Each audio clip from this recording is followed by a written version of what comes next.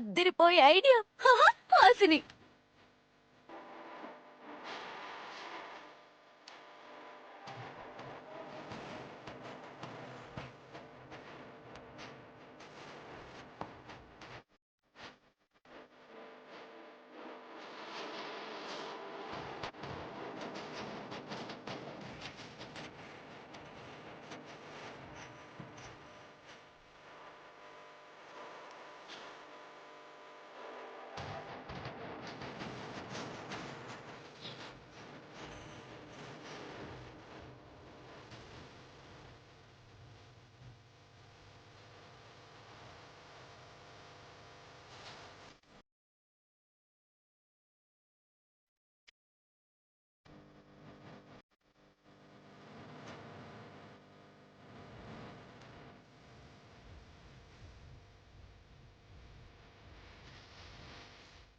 దేవుడి సాక్షిగా ఆ రోజు ముడిపడిన మీ బంధం మళ్ళీ ఈ రోజు నుంచి మరింత బలపడుతుంది. అదే దేవుడి సాక్షిగా మీ 100 ఏళ్ల ప్రయాణం కొత్తగా మొదలవబోతుంది.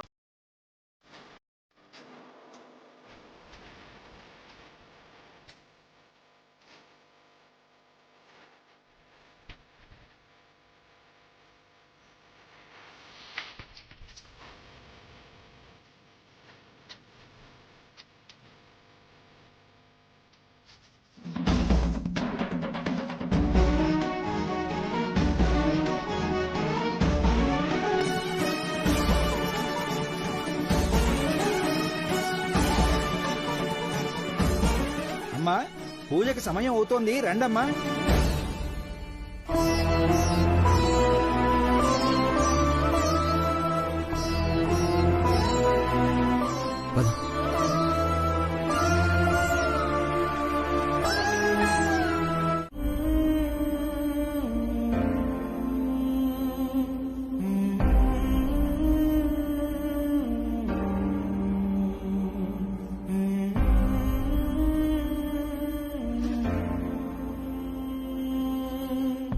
ఇమ్మీడియట్ గా మనకి డొనేషన్స్ లేకపోతే రేపటి నుంచి ఆశ్రమం నడపడం చాలా కష్టమవుతుంది.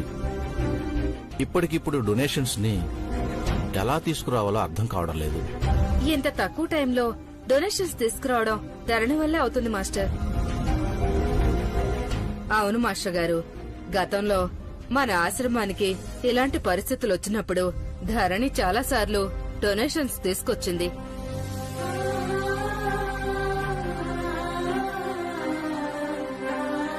నిజమే, ధరణి ఖచ్చితంగా డొనేషన్స్ తీసుకురాగలదు. కానీ ప్రస్తుతం ఆ అమ్మాయి పాపం పుట్టెడు దుఃఖంలో ఉంది. ఇలాంటి పరిస్థితుల్లో తనని ఈ బాధ్యత తీసుకోమని అడగడం కూడా ధర్మం కాదు కదా. నిజమే మాస్టర్ గారు, కానీ పాపం పిల్లలు రోడ్డున పడతారు కదా. అమ్మా, తన పేరు మీద పూజ చేయించడానికి గుడికెళ్ళాను. లక్కీగా నైని కూడా అదే గుడిలో పూజ చేయిస్తుంది.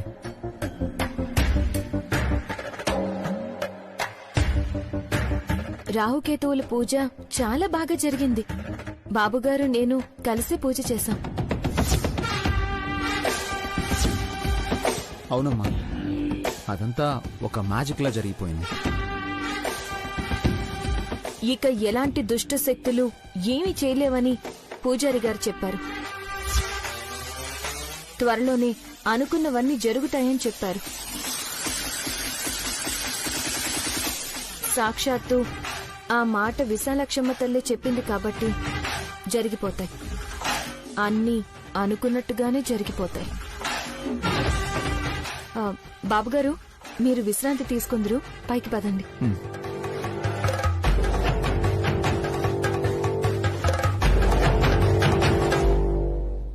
అత్తయ్య, ఏంటి? కొడుకు కోడలు కలిసి పూజ చేశారని తెలియగానే ఆనందంతో మీ మనసు పొంగిపోతుంది కదా? అత్తయ్య, మీరేం బాధపడకండి. త్వరలోనే విశాల్కి గతం గుర్తొచ్చేస్తుంది. మళ్ళీ తిరిగి నైని విశాల్ చిలక గోరింకల్లా ఉంటారు. సరేనా? ఏయ్, నువ్వు నోరు మూసుకొని లోపలికెళ్ళు.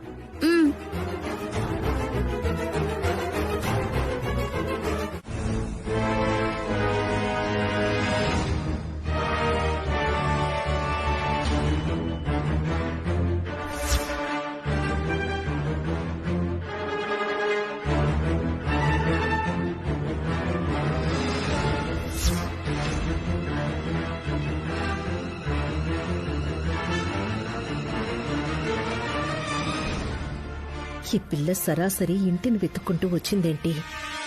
కారణం ఏమై ఉంటుంది?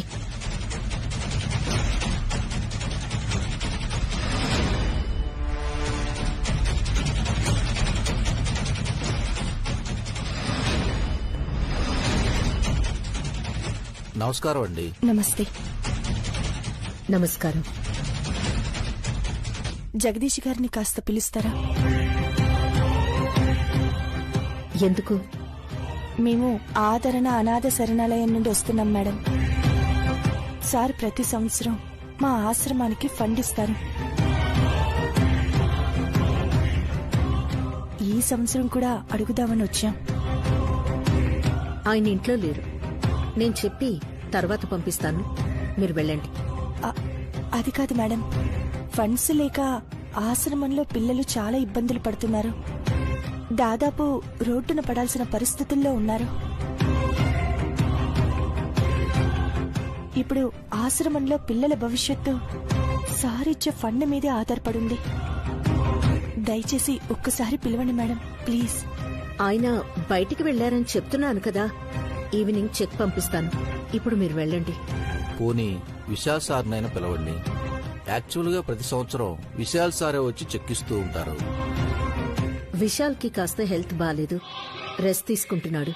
రావడానికి కుదరదు. ప్లీజ్ మేడం, మా ఆశ్రమంలో పిల్లల పరిస్థితి అర్థం చేసుకోండి. సార్ని వెతుక్కుంటూ ఇక్కడ దాకా వచ్చామంటే పరిస్థితులు ఎంత దారుణంగా ఉన్నాయో దయచేసి అర్థం చేసుకోండి మేడం. నాకు అర్థమవుతోంది. మీరింతసేపు బ్రతిమలాడాల్సిన అవసరం లేదు. ఈవినింగ్ నేనే తప్పకుండా చెక్ పంపిస్తాను. ఇక మీరు వెళ్ళండి.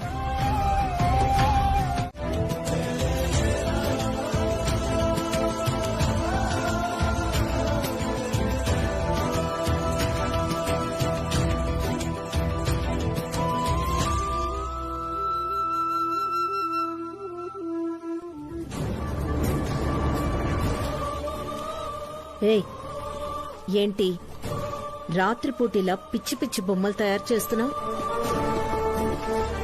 కొంపదీసి నా మీద ఏవైనా క్షుద్ర పూజలు చేయిస్తున్నావా ఏంటి? నీకు బుద్ధి చెప్పడానికి అలాంటివన్నీ అవసరం లేదు. నేనే నీకు ఎదురు నిలబడి నీ నిజ స్వరూపాన్ని బయటపెట్టి నీకు బుద్ధి చెప్తాను. మరైతే ఈ పిచ్చి బొమ్మని ఎందుకు తయారు చేస్తున్నావు? ఇది పిచ్చి బొమ్మ కాదు, మా ఆయనకి ప్రతిరూపంలో ఉన్న బొమ్మ. ఏంటి, మీ ఆయనకి ప్రతిరూపమా? విశాల్కి గతం ఎలాగూ గుర్తుకు రాదు. ఈ జన్మకు నిన్ను భార్యగా గుర్తుపట్టలేడని ఫిక్స్ అయిపోయినట్టున్నా. అందుకే కనీసం ఈ బొమ్మనైనా పట్టుకుని నీ ఏడుపంతా చెప్పుకోవచ్చని తయారు చేసుకుంటున్నావన్నమాట. నేను నిత్యం కొలిచే ఆ విశాలాక్షమ్మ తల్లి మీద నాకు నమ్మకం ఉంది. నా భర్తకి త్వరలోనే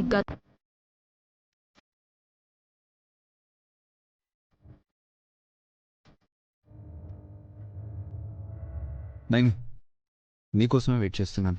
ఏమైంది బాబుగారు? రేపు మన డ్రైవర్స్ని ఎక్కడికి వెళ్ళొద్దు అని చెప్పు. ఎందుకు బాబుగారు? రేపు తను వచ్చేస్తుంది కదా,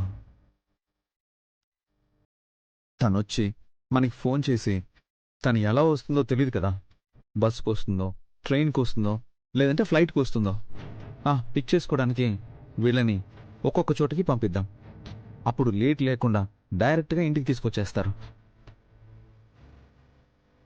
నైని, ఏంటి మాట్లాడవేంటి? ఏం లేదు బాబుగారు. నైని, రేపు తను ఖచ్చితంగా వచ్చేస్తుంది. నేను ఇంత నమ్మకంగా చెప్పడానికి నువ్వే కారణం. అవునండి, నేనంటే తనకి ప్రాణం అని, తను ప్రతి క్షణం నా కోసమే ఆరాటపడుతూ ఉంటుందని నువ్వే చెప్పావు కదా. మరి నా కోసం అంత ఆరాటపడే తనకి నేను ఇక్కడ ఎలా ఉన్నానో ఏంటోనన్న భయం ఉంటుంది కదా. ఎప్పటినుంచి తన కోసం నేను ఎంతలా ఎదురు చూస్తున్నానో తన మనసుకు తెలుస్తుంది. అందుకే తను రేపు తప్పకుండా వస్తుందని ఇంత నమ్మకంగా చెప్తున్నాను.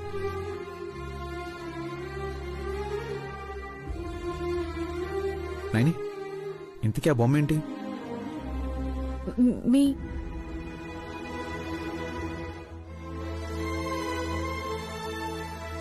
ఏంటైనా ఏదో చెప్పబోయి ఆగిపోయావేంటి?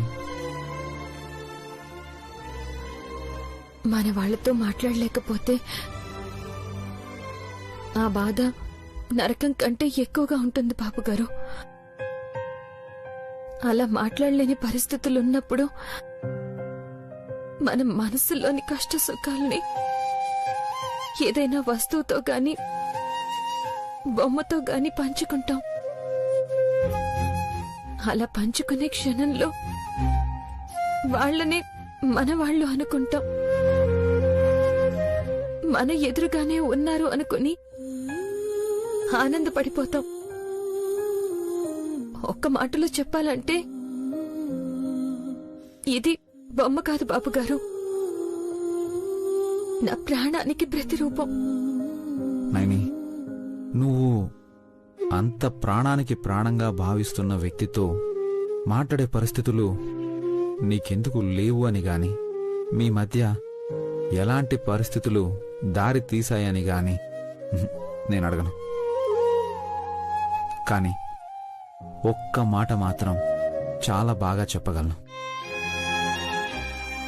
మీ మధ్య మాటల దూరం ఉండొచ్చేమో గాని మనసులు చాలా దగ్గరగా ఉండే ఉంటాయి.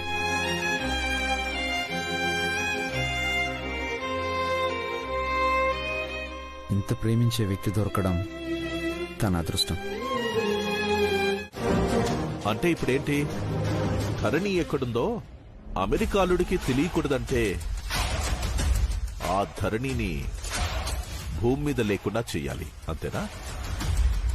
గోటితో పోయేదానికి గొట్టల దాకా ఎందుకురా? భూమి మీద లేకుండా చేయాల్సిన అవసరమే లేదు. ఈ ఊళ్ళో లేకుండా చేస్తే చాలు. నువ్వు భలే ఉన్నావక్క. మనం వెళ్ళి అమ్మా నువ్వు ఈ ఊర్లోంచి వెళ్ళిపోమ్మా అని చెబితే వెళ్ళిపోతుందా ఏంటి? చెప్పే పద్ధతిలో చెప్తే వినడమే కాదురా, భయపడుతుంది కూడా. ఆ ధరణిని ఈ సిటీలో నుంచి పారిపోయేలా చేయడానికి ఒక మంచి అవకాశం ఉంది.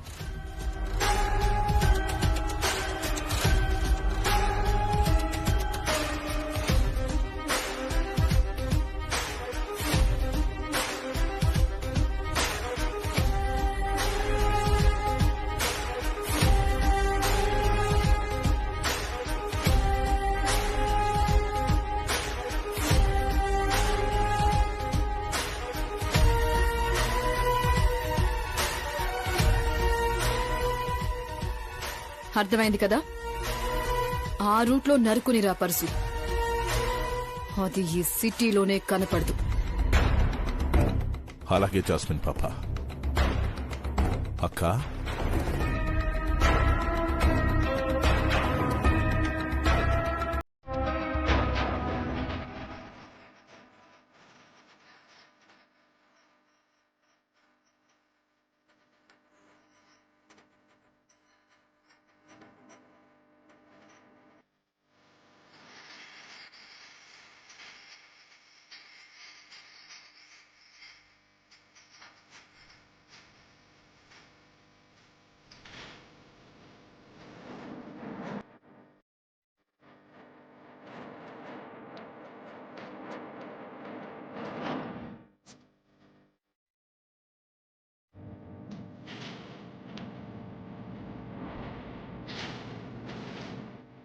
ఎక్కడుందబ్బా ఈ ధరణి?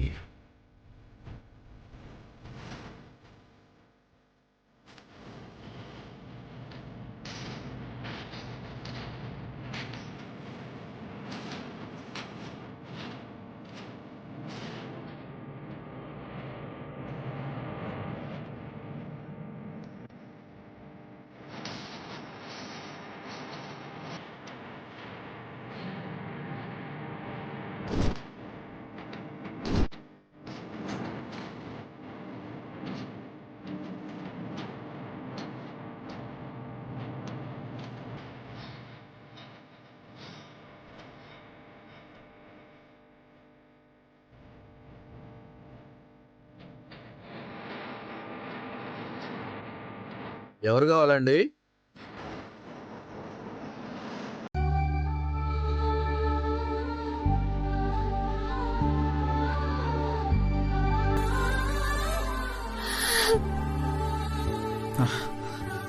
నైని, నిజంగా ఐఎమ్ వెరీ సారీ. పర్వాలేదు బాబు గారు. తను రాలేదన్న బాధలో అనుకోకుండా చేయి తగిలింది. I'm really very sorry. అయ్యో, పర్వాలేదని చెప్తున్నాను కదా బాబు గారు. మీరలా పదే పదే క్షమాపణలు చెప్పకండి. నైని, ఈ బొమ్మ అంటే నీకు ఎంత ప్రాణమో నాకు తెలుసు. ఒక అపురూపమైన జ్ఞాపకంగా దాన్ని దాచుకున్నావని నాకు తెలుసు.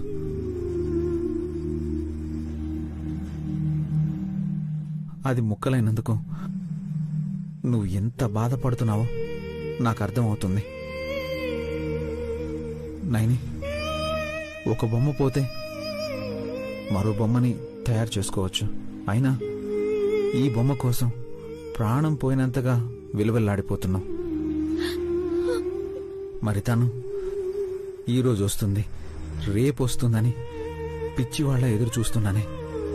నాకెంత బాధగా ఉంటుంది. ఒక్కసారి ఆలోచించు నైని.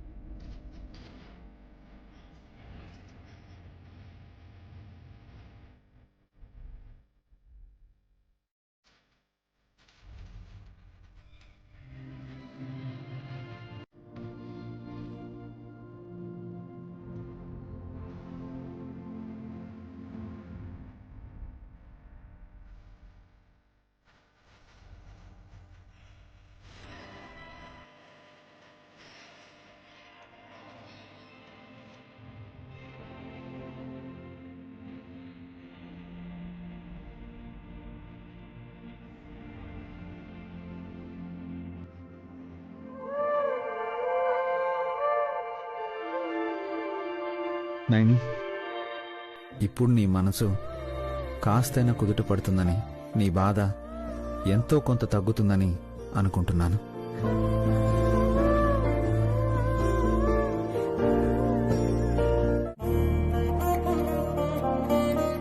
అందుకే ఏదో నాకు చేతనైనంత వరకు కష్టపడ్డాను. ఆ బొమ్మను అతికించడం కాస్త అటు ఇటు అయినా ఏమనుకోవద్దు. కొంచెం సర్దుకుపో ప్లీజ్. అటు ఇటుగా ఏంటి బాబు గారు? నేను తయారు చేసినప్పుడు ఎలా అయితే ఉందో ఇప్పుడు కూడా అంతే సజీవంగా ఉంది. నిజం చెప్పాలంటే మీ చేతుల్లో ఈ బొమ్మ ప్రాణం పోస్తున్నట్టుగా ఉంది. బాబు గారు, ఇది ఇంతకు ముందు నాకొక జ్ఞాపకం, కానీ ఇప్పుడు అపురూపమైన జ్ఞాపకం. చాలా సంతోషంగా ఉంది బాబుగారు. ఓహ్ అమ్మయ్య, నువ్వు ఇలా సంతోషపడుతుంటే ఇప్పుడు నా మనసు ప్రశాంతంగా ఉంది. హాయిగా ఉన్నాను. జాగ్రత్త. చెల్లి, నువ్వు చెప్పిన మాట అక్షరాల నిజం.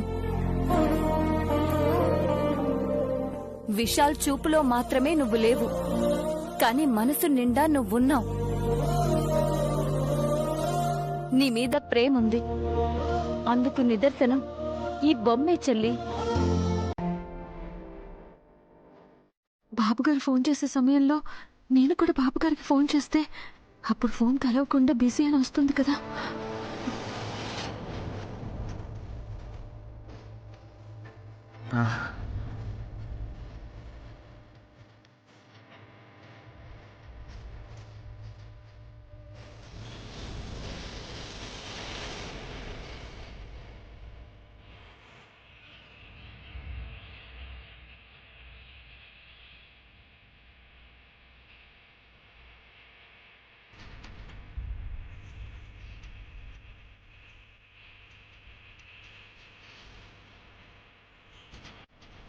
బా బా బిజీ బిజీ బిజీ.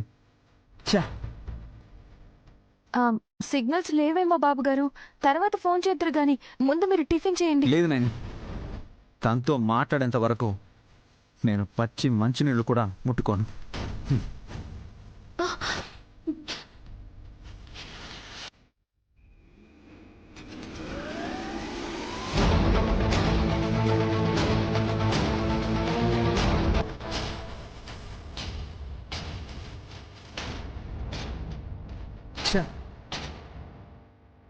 ఇప్పటి వరకు బిజీ, ఇంట్లోనే స్విచ్ ఆఫ్. బాబుగారు ప్రయాణంలో ఉండుంటారు, అందుకే ఫోన్ కలవకపోవచ్చు. మీరు అనవసరంగా టెన్షన్ పడకుండా టిఫిన్ చేయండి. లేదు నాని, ఫస్ట్ నుంచి నేను గమనిస్తూనే ఉన్నాను, ఈ ఫోన్ విషయంలో ఏదో జరుగుతుంది. నన్ను మభ్యపెట్టడం కోసమో లేదంటే నాకు డౌట్ రాకుండా ఉండడం కోసమో ఒకసారో అరసారో ఫోన్ కలుస్తుంది. నేను తనతో మాట్లాడిన వెంటనే ఫోన్ స్విచ్ ఆఫ్ అయిపోతుంది. బహుశా అక్కడ సిగ్నల్ సరిగ్గా ఉండకపోవచ్చు బాబుగారు. లేదు నాయని, ఫోన్ కలవకపోవడం వెనక ఉన్నది సిగ్నల్స్ ప్రాబ్లం కాదు, ఏదో ఒక తెలియని రహస్యం ఉంది.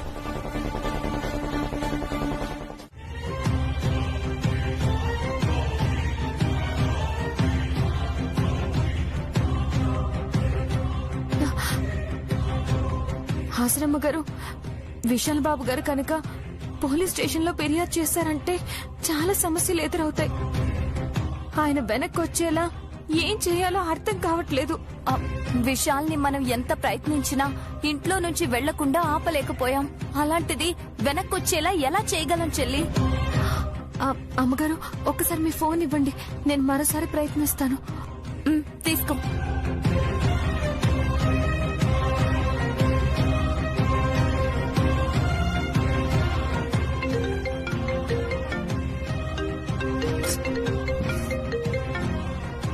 హలో బాబుగారు, నేను నైనిని. నైని, నేను చాలా ఇంపార్టెంట్ వర్క్ మీద వచ్చానని నీకు తెలుసు కదా, తర్వాత మాట్లాడతాను. బాబుగారు బాబుగారు ఒక్క నిమిషం. ఏం నైని? బాబుగారు, కోపం తెచ్చుకోకుండా ఒక్కసారి నేను చెప్పేది వినండి. సరే చెప్పు.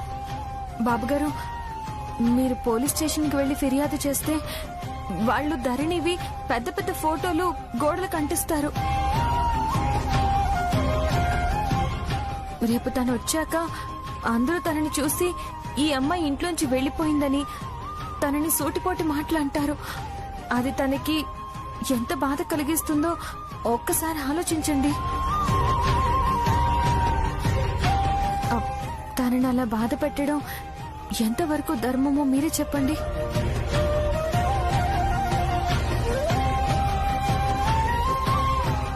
బాబుగారు, తన కోసం ఎన్ని రోజులు ఆగారు.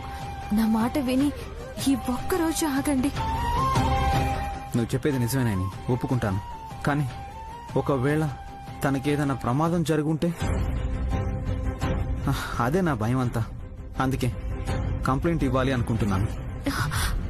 బాబుగారు, తనకేం కాదు. తను క్షేమంగా ఉంటుంది. రేపు ఖచ్చితంగా వస్తారన్న నమ్మకం నాకుంది. ఒకవేళ రాకపోతే అప్పుడు మీరనుకున్నట్టే పోలీసులకి ఫిర్యాదు చేయండి బాబుగారు. అప్పుడు ఇక నేను ఒక్క మాట కూడా మాట్లాడను. దయచేసి వెనక్కి వచ్చేయండి బాబుగారు. సరే నాయన, నీ మాటకు విలువ ఇచ్చి వెనక్కి వచ్చేస్తున్నాను. చాలా సంతోషం బాబుగారు. ఆర్టిస్ట్ వేస్ట్ రా. బొమ్మలు గీయడం అస్సలు రాదు అతనికి. సిటీలో అతనే ఫేమస్ ఆర్టిస్ట్ అయ్యా. ఆడి మొహం అంత క్లియర్ గా చెప్పినా సరే గీలేకపోయాడు. ఇంకో ఆర్టిస్ట్ దగ్గరికి వెళ్ళిపోదామంటే నైని ఫోన్ చేయడం వల్ల వెనక్కి వచ్చేయాల్సి వచ్చింది. ఛే నైని, గోడల మీద తన ఫోటో కనిపిస్తే మెంటల్ గా డిస్టర్బ్ అవుతుందని నువ్వు చెప్పిన ఒకే ఒక్క మాటతో వెనక్కి తిరిగి వచ్చేశాను. లేదంటే ఈరోజు ఆ ఫోటో గీయించి ఖచ్చితంగా పోలీస్ కంప్లైంట్ ఇచ్చి ఉండేవాడిని. వెనక్కి తిరిగొచ్చి చాలా మంచి పని చేశారు బాబుగారు. లేదంటే తను బాధపడ్డానికి మీరు కారణం అయి ఉండేవారు. ఇంటికి వచ్చానన్న మాటే గాని ఒక తెలియని భయం మాత్రం మనసులో అలాగే వెంటాడుతుంది నాయని. తెలియని భయం ఏంటి బాబుగారు? తను ఏదైనా ప్రమాదంలో ఉందేమో, తన చుట్టూ ఏదైనా సమస్యలు చుట్టుముట్టున్నాయేమో అని అనిపిస్తుంది. అందుకే ఇన్ని రోజులైనా ఇంటికి రాలేదేమోనని భయంగా ఉంది. బాబుగారు, అలా ఏం కాదు. మీరలా భయపడకుండా ప్రశాంతంగా ఉండండి. ఉండలేను నాయని. తను తిరిగి వచ్చేంత వరకు, తన్ని నేను కళ్ళారా చూసేంత వరకు నేను ప్రశాంతంగా ఉండలేను. నాయని, నీ మాటకు విలువిచ్చి ఈరోజు ఆగిపోయాను. రేపటికల్లా తను రాలేదనుకో, ఇక నేను ఎవ్వరి మాట వినను. ఖచ్చితంగా బొమ్మ గీయిస్తాను, పోలీస్ కంప్లైంట్ ఇస్తాను. ఎందుకంటే తన గురించి ఎదురు చూస్తూ ప్రతి క్షణం భయంతో టెన్షన్తో బతకడం నా వల్ల కావట్లేదు. అసలు ఆ దేవుడు నాతో ఎందుకు ఇలా ఆడుకుంటున్నాడో, ఎందుకు నన్ను ఇంతలా బాధ పెడుతున్నాడో నాకు అర్థం కావడం లేదు. అతను టెన్షన్ పడినా, మానసికంగా కుంగిపోయినా కూడా చాలా ప్రమాదం. అలాంటి పరిస్థితులు ఎదురైనప్పుడు అతన్ని ఏదైనా ఆహ్లాదకరమైన ప్రదేశానికి తీసుకెళ్ళండి. ఆ అట్మాస్ఫియర్ని చూస్తే అతని మనసు కాస్త తేలికపడి టెన్షన్ నుంచి బయటపడతాడు. అలా కాకుండా అలాంటి స్థితిలో 4 గోడల మధ్య అస్సలు ఉంచకూడదు. దానివల్ల ఇంకా మానసిక ఒత్తిడి పెరుగుతుంది.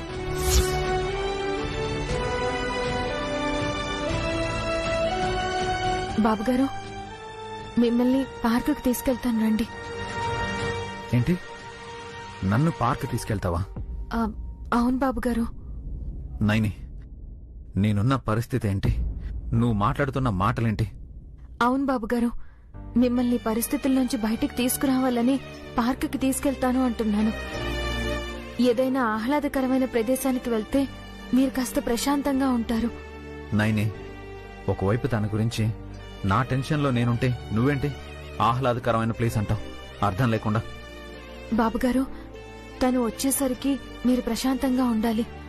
అలా కాకుండా టెన్షన్లో మీ ఆరోగ్యానికి ఏదైనా ఇబ్బంది ఏర్పడితే చూసి తను తట్టుకోలేదు. ప్రాణం పోయినంత బాధ ఉంటుంది. దయచేసి అర్థం చేసుకోండి బాబుగారు. అవునన్నయ్య, ఈవిడేం ఆలోచించినా మీ గురించి, మీ క్షేమం గురించి ఆలోచిస్తుంది. మీ ఆరోగ్యం గురించి తను ఎంత ఆరాటపడుతుందో నువ్వు కళ్ళారా చూస్తున్నావు కదా. తను ఏం చేసినా అందులో తప్పకుండా మంచి ఉంటుందన్నయ్య. నీకు మేలు చేసేలాగే ఉంటుంది. దయచేసి వెళ్ళన్నయ్య. నాకు అస్సలు ఇష్టం లేదు నాయని, కానీ నీ మాట కాదనలేక వస్తున్నాను. పద.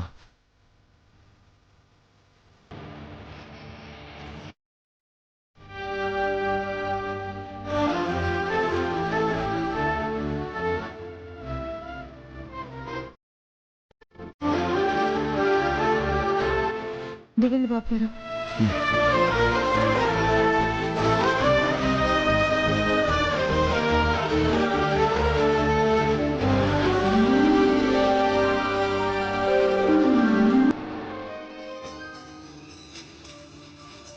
బాబు గారు, అలా సరదాగా కాసేపు నడుద్దాం, పదండి.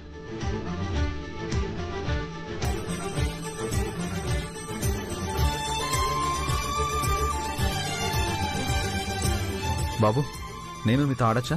ఓ ఆడొచ్చన్నా. క్యాచ్. హే, క్యాచ్.